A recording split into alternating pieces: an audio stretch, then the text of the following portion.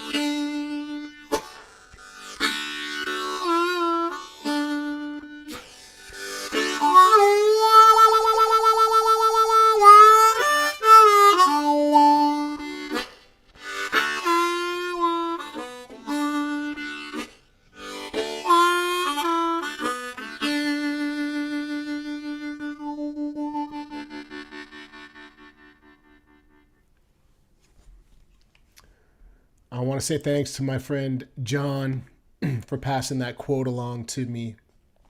The great Carlos Santana was quoted as saying, "A man's what is the quote now? Don't let me say it wrong. A man's tone is his face. That's it. A man's tone is his face." And it really is like the identity as a musician. Like, what's so interesting is that it's the first thing we notice, and it's possibly one of the most challenging things to really maybe work on or develop or be aware of, and kind of see what's happening in that department when you're working on your own sound. Or it's hard to interpret and get a sense for what do you really sound like. It's like, if you ever listen to yourself back on a recording of yourself talking, you're like, that doesn't sound like me. It's kind of like that. It's like it's harder to gauge. I feel like when we listen to other players, we get a really good sense that's so and so, and you know it right away from their tone. And this is something on my mind because I'm doing a last minute Global Blues Harmonica Summit on Saturday with my good buddies, Hank Shreve. I hope you guys know, if you're into harmonica, you should just know who Hank is. And Nick Clark. These are two of my favorite players in the tone department, especially. And I feel like I just got lucky that they were available when I had this idea. I knew what I wanted to do, for the actual summit, but I was like, well, who do I want? Like, who's my first choice? And I was like, these two guys popped into my head. So Saturday, I'm doing a tone seminar with Hank and Nick, talking about all things tone. And I'll explain a little bit more about that in a second. Good morning, everybody tuning in live. I've got a G harmonica in my hand. And what's cool is that over the years, when I go back and listen to recordings that I've made or videos, it's evident that my tone has evolved. I can hear a difference between the early years and now. And I also hear some similarities between the early years and what's happening now. So I think that's another good point, which is tone is an important thing to think about early on in your playing. When you first start playing an instrument, rarely do teachers stop and have a moment to talk about and caution you to be cognizant of the sound you produce on your instrument. I would say often it's, let's learn this scale, let's start with a technique like single notes, but we're not talking about tone often enough. So I thought this would make for a great Global Blues Harmonica Summit. Again, that's this Saturday. And it's on sale at $10 off right now. So you can get this sale price. Just look in the video description. I'll update it later. Or just go to harmonica123.com and look at the top of the homepage to find out the ticket information. But I see JP's comment. Yeah, man, a man's tone is his face. And it really is your identity, for better or for worse. So maybe I could give you a tip today related to the topic. This is one of the things we'll be talking about on Saturday and the summit. By the way, that begins at 12 p.m., a little bit later, an hour later than typical summits. But relaxation. Let's just talk about this idea for a minute. It's really easy to say that and say, oh, just relax. And everyone's like, all right, I just need to relax. But what are the benefits of relaxation? How do you relax when you're trying to focus on what you're doing here? I think that's the disconnect. until it's muscle memory and just fully retained inside of you, there's this thought going on that's interrupting your ability to fully relax. For me, relaxation is both a mind and body situation, the state of mind and my physical body. And if I just take a minute and and think about getting my mind calm, usually my body follows. Now, in the world of playing music, that can happen organically when you start playing. Maybe I can give you a tip about what I do when I get up to play. What's my strategy to calm the mind? Because if you're relaxed, you're bound to have a much better chance, no doubt, at getting a better tone on your instrument. You just simply will. So, how do I do it? Let me talk about that. One thing I do when I get on stage is just literally just take a minute and take a breath in and out. Just simply before I actually like put the instrument in my mouth, I just that slow sort of exhale and inhale to get myself ready. But when I go to actually play a solo, often my strategy is to start simple with a long note idea. And this reminds me that that long note, I have to relax in order to hold that note.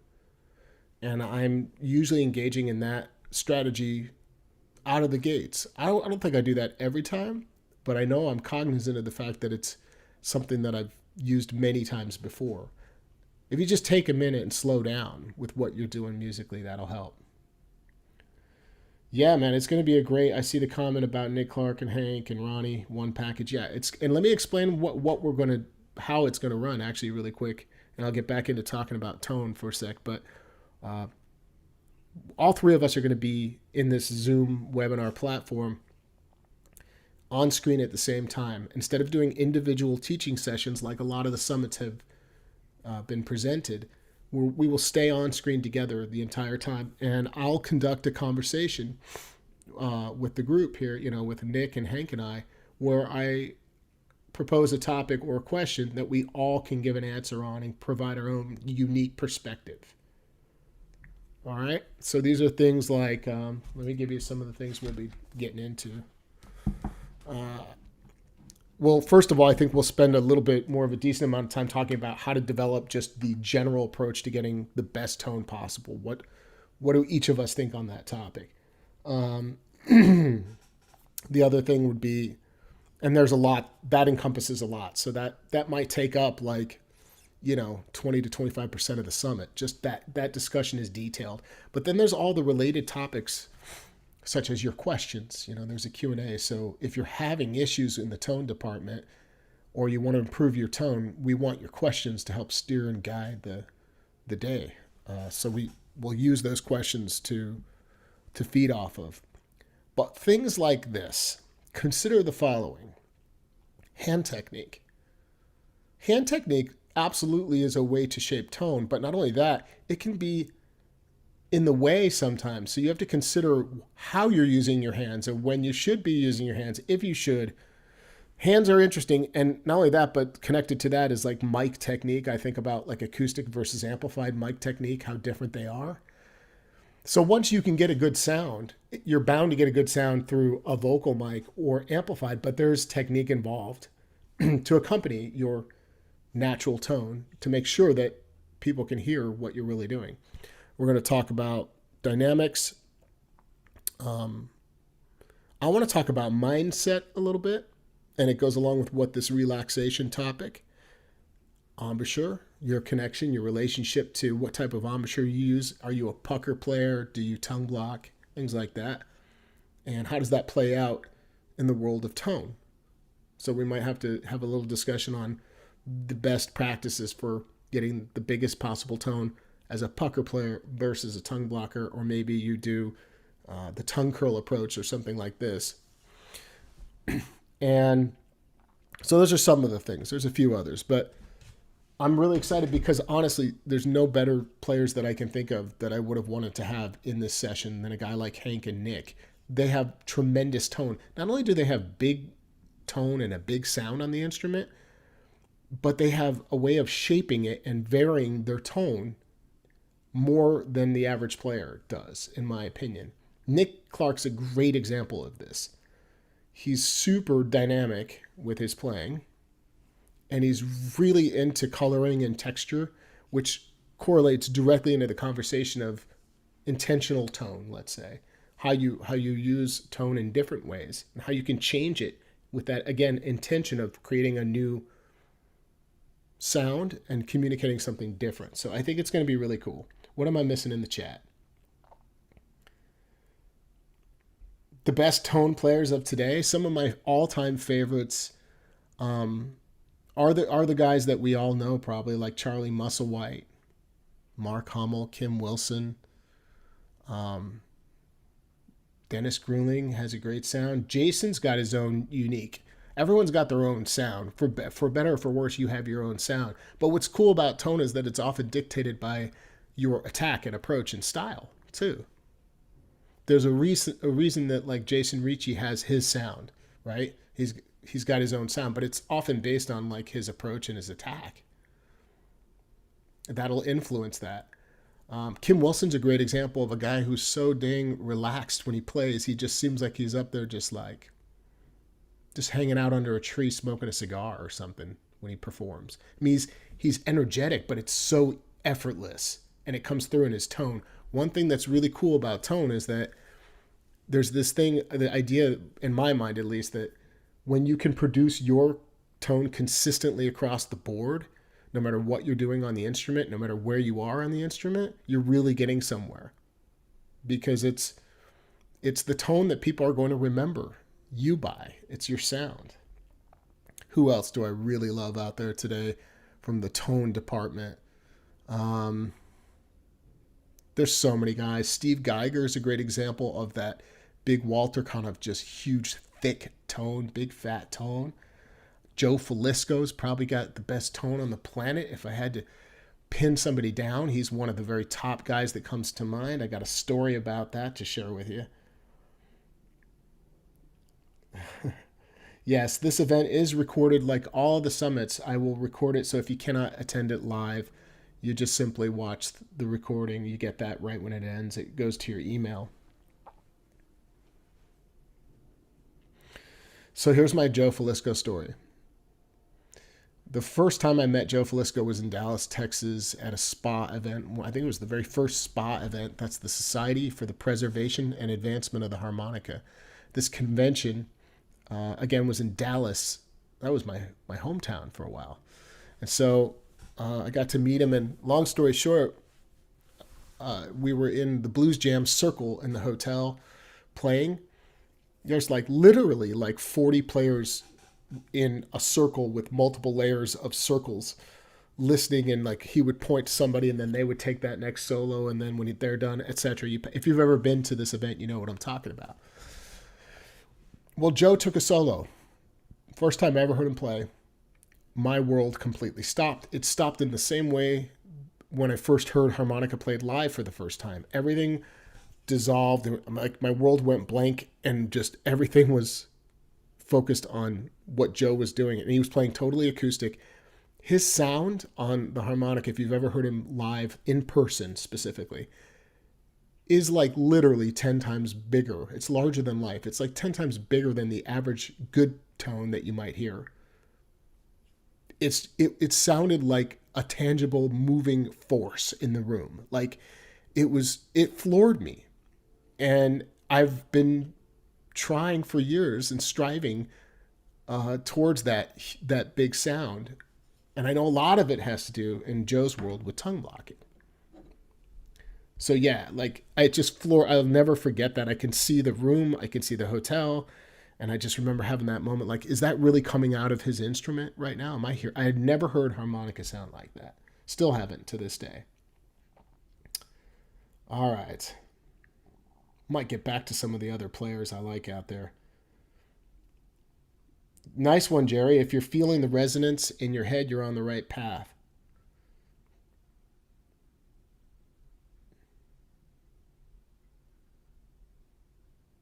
Yeah, it takes time for it to feel like it's more a part of you, the harmonica, than a foreign object in your mouth. That's a very interesting point. Oh, we are going to include the chromatic. Thanks for bringing that up, JP. So I play a little bit of chromatic. but I'm not a prolific chromatic player. Nick and Hank are much more advanced in the chromatic department, so we are going to include discussion on best practices for tone on the chromatic, and you can ask your own questions. These guys are phenomenal chromatic players. There you go. Thank you for bringing that name up, Emil. Jerry McCain. If you guys don't know Jerry McCain and the song Steady, go check out the song. It's a wonderful example of what I was saying earlier. Here's a guy who, when you listen to his tone throughout the song, it is so even and consistent, and he has a beautiful big tone. Junior Parker, another great player who I love his tone that we don't talk about, and I love his singing too. Sam Myers, another great player who people are not talking about, one of the best singers all time, and happens to be one of the most innovative.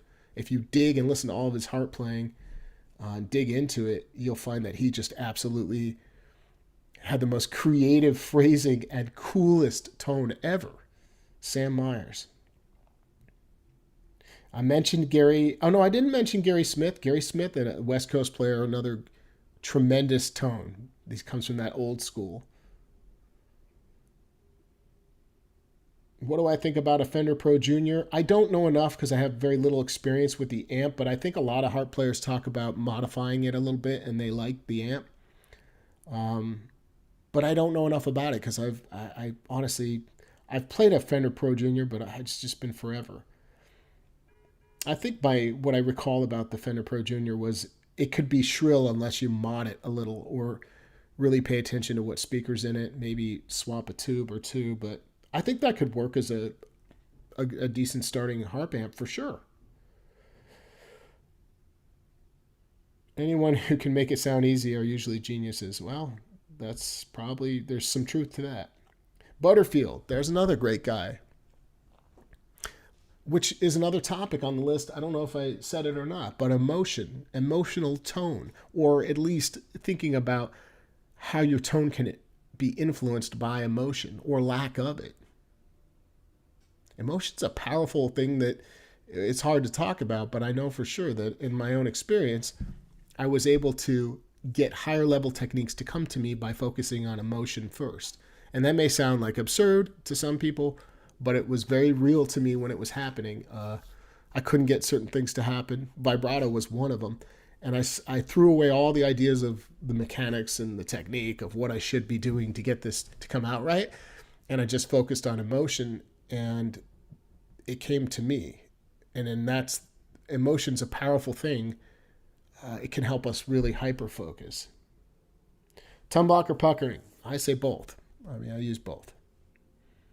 I like the sound that each of them has to offer. Little Sonny, another great player. He's up on my wall just past Lightning Hopkins over there. Little Sonny's got such a cool sound. Sonny Terry. I mean, again, all these guys, all the greats out there that we know, none of them sound the same, which is what the coolest part about this discussion is.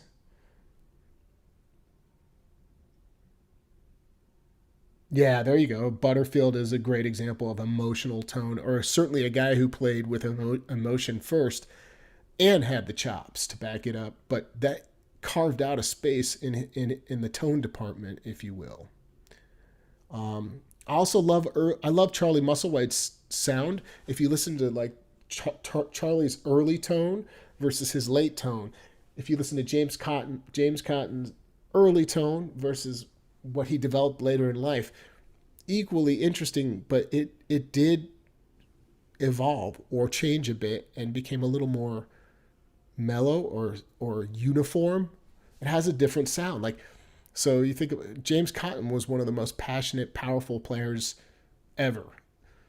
And his early stuff just knocks me out. I think it knocks everybody out. It's just so good. But then you listen to, like, before he passed, some of the later stuff he recorded, he still brought that James Cotton tone, but just in a different manner.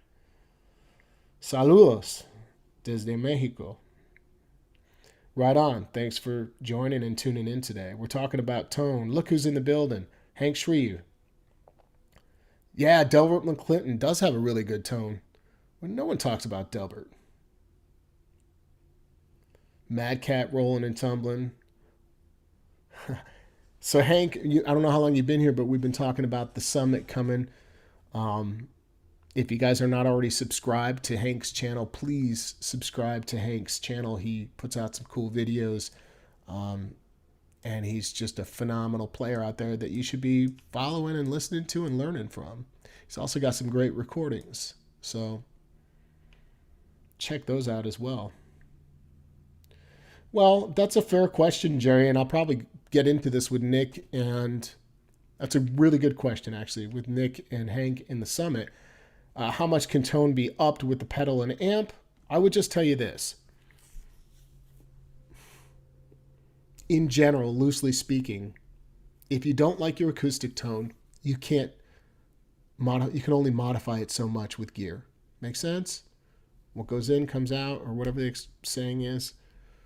Garbage in, garbage out, or whatever. It's kind of like that. If you are really struggling in the tone department and try to buy the next amp that's going to help or pedals, then just I'll put it out there that that's not the answer. You'll just be more frustrated. That's what my experience was. I kept having feedback issues. I didn't realize that was related to hand technique so I could lower the amp and get even more volume by focusing on hand technique, things like this. It was a struggle until I worked on technique and focused on that relaxation we talked about. And that was a big part of it. So gear is great though for one thing pedals and amps do that I really am appreciating more these days than ever is they can really allow you to play more specific to the purpose of the song, to cater to the emotional side of what you're trying to communicate. And I love that use of pedals. Now I could explain that through a delay pedal or a boost pedal, why those two pedals are my favorite pedals, because there are certain times when I can't get the sound I want, right? Based on the circumstance of the gear or the room or the situation, and the pedal can help project in a different kind of way. So there's a time and place for pedals, I think, and for just, to focus on getting a nice amp. If somebody's like, how important is it to step up and buy a great amp? It's you more than anything, but knowing that you have an amp that is going to be harmonica friendly, that's a good starting point. Jim Lieben, there's another great guy. Jim Lieben is one of those cats that just has such his own sound, and it's super, what's the word? Greasy and relaxed. It's just awesome. Jerry Portnoy. I love the names that are coming up. If you're not familiar with some of these names, come back to this video, jot down some of these names, and come to the summit, the Global Blues Harmonica Summit, this Saturday at 12 to 2 p.m. Central. Harmonica123.com for details. Dennis from Russia, how you doing? Thanks for tuning in today. Oh, somebody's here from Andalusia. You pronounce it Andalusia or Andalucia? Maybe like that's in Spain, right? Andalusia, Spain? Or is it a different Andalusia? Welcome. Yeah, so tone's a big one. If there were ever a place to focus your time and energy, I would say that getting the sound to come out the way that I could hear it in my head over the years, that's what drove me nuts. I had ideas that I couldn't play. I could hear ideas, but I couldn't play them. And I had a sound in my head that was kind of like a mix of all the guys that I loved. Gary Primich, another killer guy in the tone department. And he's capable, not just because he has a nice sound and a big sound, he's capable of so many different, I don't know what the right word is, voicings or tonal qualities that he would extract and utilize all the time. Big Walter Horton did some of that too, where these intentional shapings that we're going to get into of big tone versus thin tone, intentional thin tone, contrast, balance. How do you do that? What's the approach to do that and have it come out to where the listener is like, yeah, I get what you're doing there. You know what I mean? Versus, oh, his tone all of a sudden is suffering. No, I'm talking about like intentionally contrasting different tones, and that's a different thing. Spain, Malaga. Okay, cool. Hey, man, Jerry, if you got a handle on your green bullet, then that's all that matters. If you like the sound that you're getting and you're able to get it, who cares what we use? Tony, good morning to you.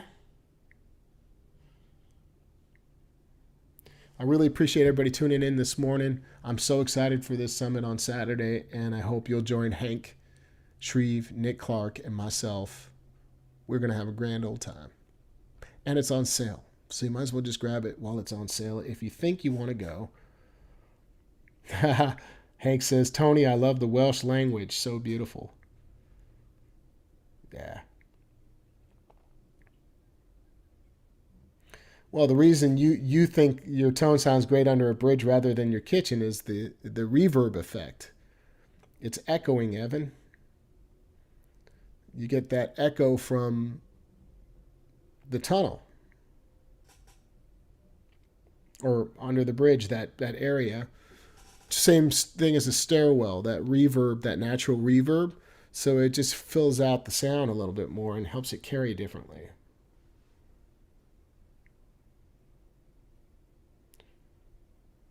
Cool. Special 20 is your favorite. Tremolo and echo. Tony, we are definitely going to speak to beginners, not just advanced players or intermediate players.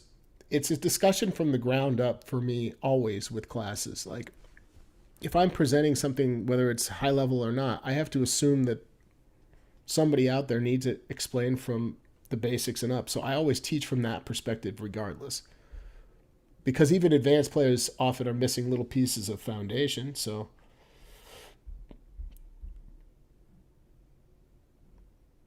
yep, and that's right, JP. Thanks for the reminder. If you can't make it live, you still get the recording to this event. Yeah, Gusso loved playing in subways because that beautiful reverb that he was getting, probably. And the energy of a subway. Subways had some cool energy and people watching, most likely. That's a really good question, JP. So JP's asking, is it possible to send a question ahead of time if you can't make it live? That's a very good question. Yes, 100%. Just the way to do that is to send me an email at info@harmonica123.com and just say, I purchased a ticket or I am about to purchase a ticket. I cannot attend. Here's my question. Not a problem at all. Yeah, so both you guys, JP and Tony, if you can't make it and you have something very specific on your mind, just send me an email and I'll bring it into the summit. I do not play any Xbox or PS. Sorry. I love video games though, man. I used to be I wouldn't say a big gamer, but I was really into video games for a stretch. But then I'm super ADD, so that became like I wanted to do that for 5 hours a day. That's not good. But I love game. I mean, it's funny. Recently, I said to my wife, we should get like a video game console and maybe try to play some games. And she gave me that look like, maybe not. Right on, Tony. Thanks a bunch, and thanks for everybody who's tuning in today and that comes out to these classes. If you only knew how much I appreciated your support and how much that means to me in my world, without getting into too much detail, you're making a huge impact in my world by supporting me. I'm sure anybody could say that for anything, but let's just leave it at that for today.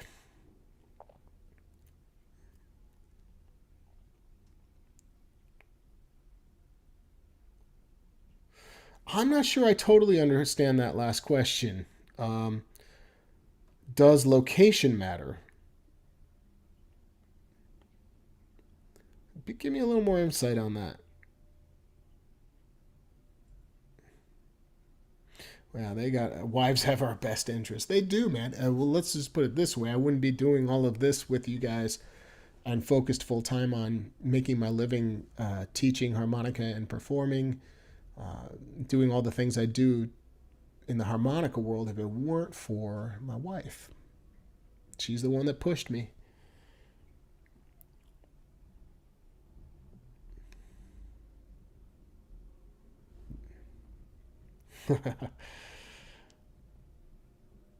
Yeah, so like tone,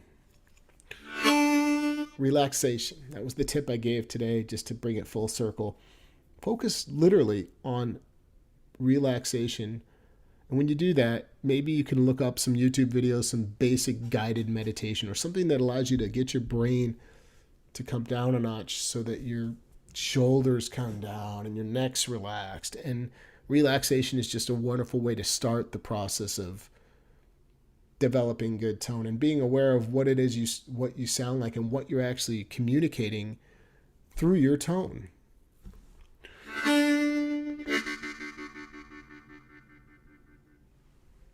What vocal condenser microphone? It's hot. Is it too loud? This is a the microphone is actually just a USB microphone. I'm using the Samson G Track Pro, which is quite a. Uh, this is like this thing must weigh like 10 pounds or something. It's super heavy.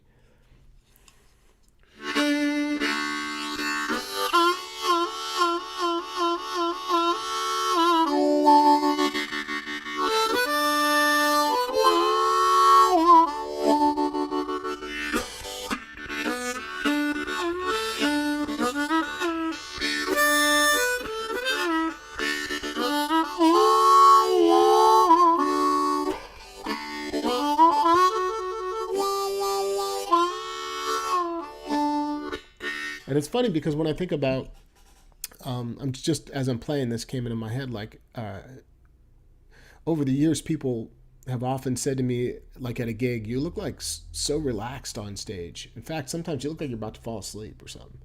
Well, I don't want to look like I'm about to fall asleep, but I'm certainly my intention is to come into the gig. I'll give you this tip too.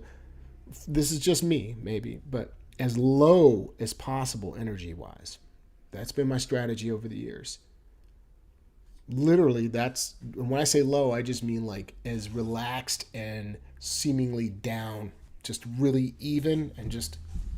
And I do a lot of just, you know, techniques. I do techniques that help me get my mind calm so my body follows. Because then when the gig starts and the energy comes back up, you're at this nice even point. You're so down that now you can play from that perspective, but still bring in all the passion and the ideas, but like still be very relaxed and have it come out the way you want.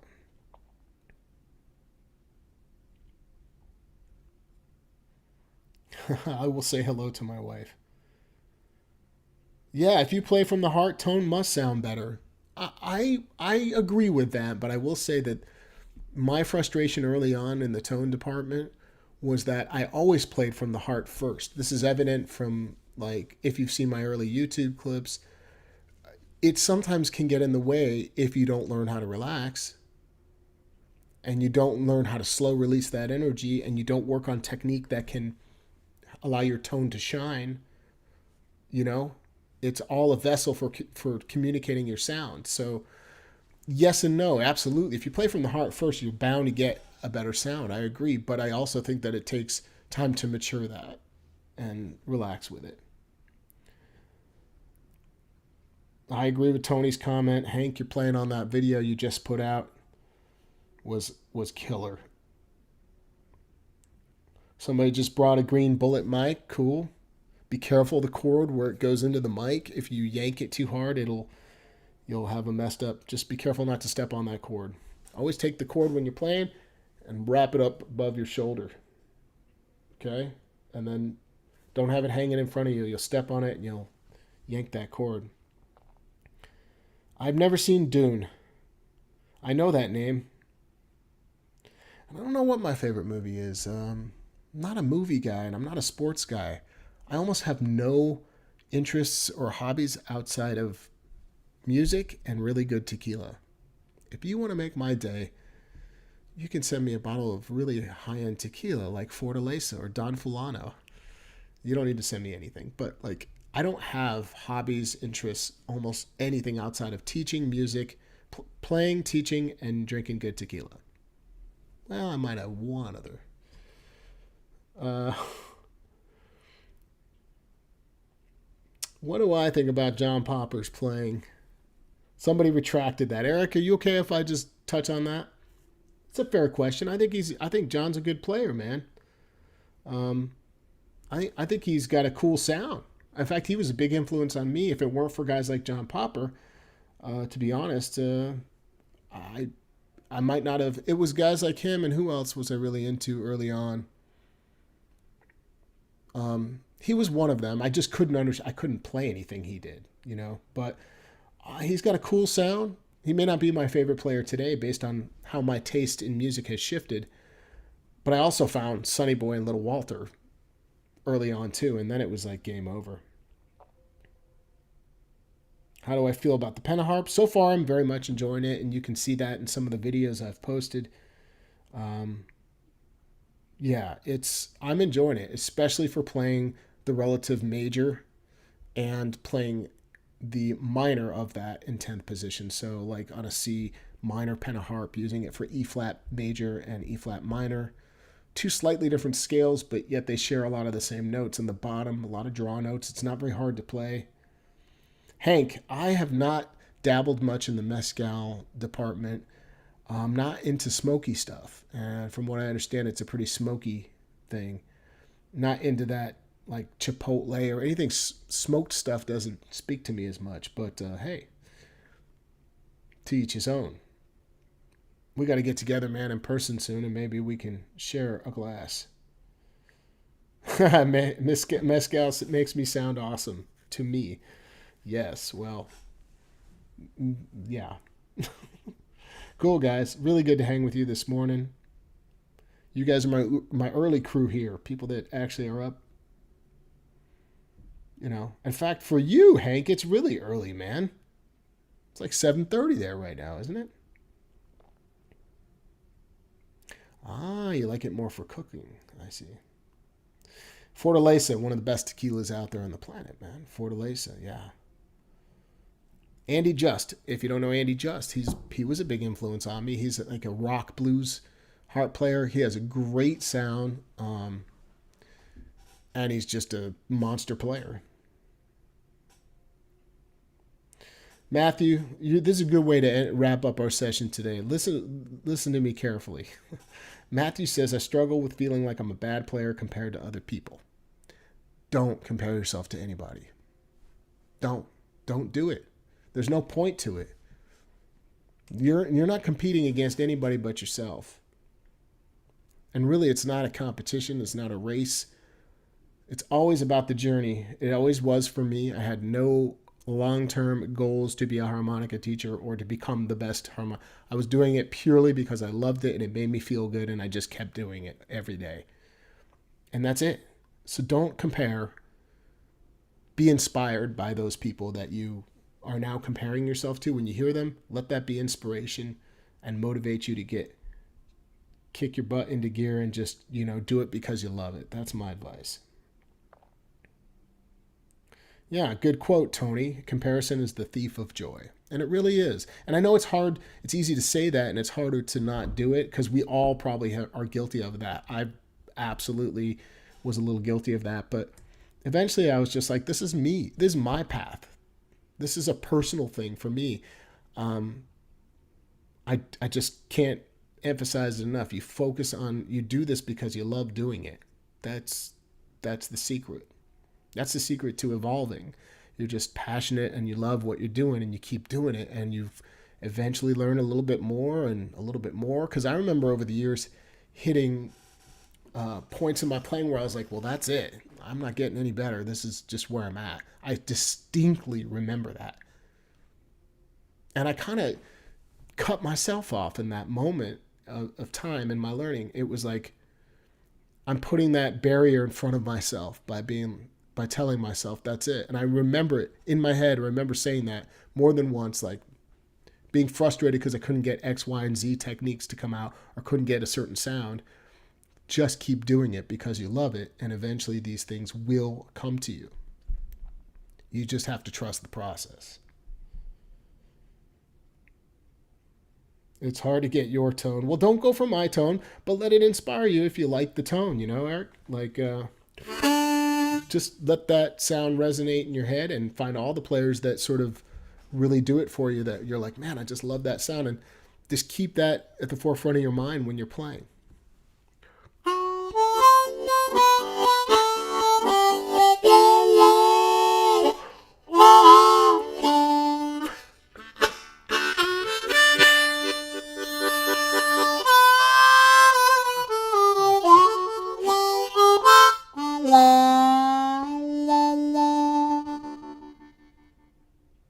I hope to see some of you guys on Saturday. If you want the direct link, I'll update the video when I'm done here. But just go to harmonica123.com for the summit information happening Saturday with Hank Shreve and Nick Clark, 12 p.m. Central. And you can find that at the top of the homepage, all the information. When it's in you, then it'll come out. I like that. John Lee Hooker said that. And I'm sure a lot of people said that. My pleasure, Dennis.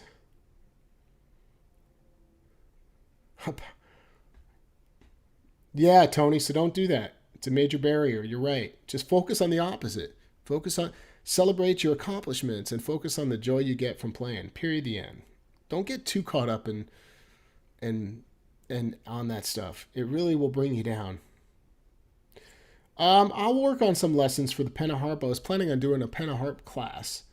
Also, just to remind you, I will be working with Honer, offering some free informational webinars that anybody can join about the Pentaharp. That'll be, I think the first one is starting mid-November. I'll release that at the top of the month. I need to touch base with them and see when the first one is. All right, guys.